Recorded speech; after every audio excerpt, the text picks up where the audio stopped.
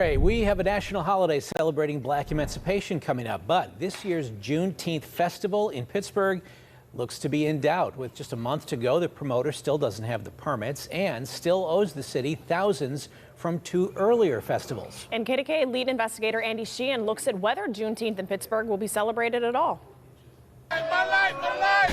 For the past 2 years, promoter B. Marshall and the city have knocked heads over his Juneteenth festival in Point State Park.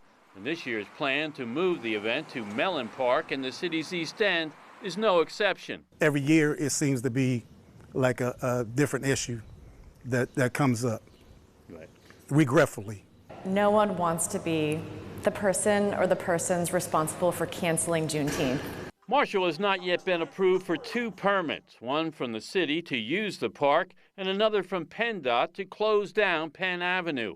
And while she says she'd like to work with Marshall, Councilwoman Erica Strausberger has heard from surrounding neighborhoods who oppose the shutting down of Penn and think the park is too small, especially for a headlining concert by R&B artist Morris Day. Holding a concert that could attract upwards of 10,000, maybe even 20,000 people at Mellon Park feels as if it's too high of a usage and too much pressure on such a small amount of land. But Marshall has rejected suggestions to move the festival to the more expansive Hazelwood Green, saying Mellon has ample space. 10,000 people inside Mellon Park each day will look like it's empty. In a statement, PennDOT says a permit to close Penn Avenue has been neither approved nor denied, saying the applicant, quote, needs to address several issues.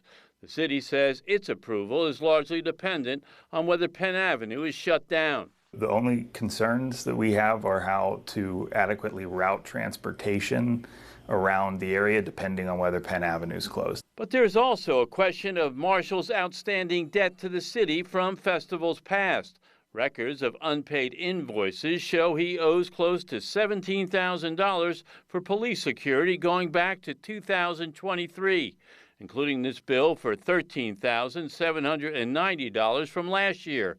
Marshall says the debt has been forgiven, but the city says it isn't and would like to collect the money before the festival goes on. That alone is not a reason to deny the permit, though it is something we're working with Mr. Marshall on. So you think this is going to happen in Mellon Park? Oh, most definitely it's going to happen in Mellon Park. It'll be tens of thousands of people very disappointed if the city or if somebody else decided they wanted to try to stop the festival from being at Mellon Park.